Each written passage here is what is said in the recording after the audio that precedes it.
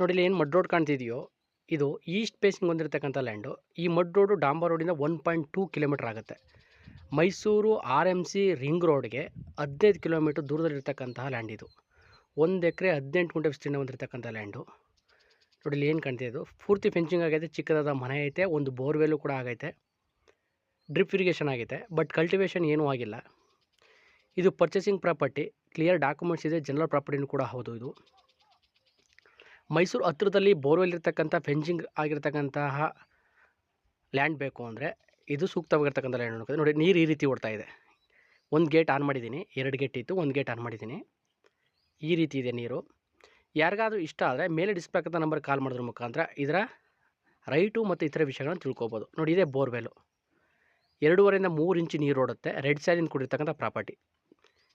ಯಾರಿಗಾದ್ರೂ ಇಷ್ಟ ಆದರೆ ಮೇಲೆ ಡಿಸ್ಪ್ಲೇ ಆಗ್ತಕ್ಕಂಥ ನಂಬರ್ಗೆ ಕಾಲ್ ಮಾಡಿ. ಮತ್ತು ಹೆಚ್ಚಿನ ವೀಡಿಯೋಗೋಸ್ಕರ ನನ್ನ ಯೂಟ್ಯೂಬ್ನ ಚಾನಲ್ನ ಇತರ ವೀಡಿಯೋಸ್ ನೋಡಿ. Thank you for watching my videos.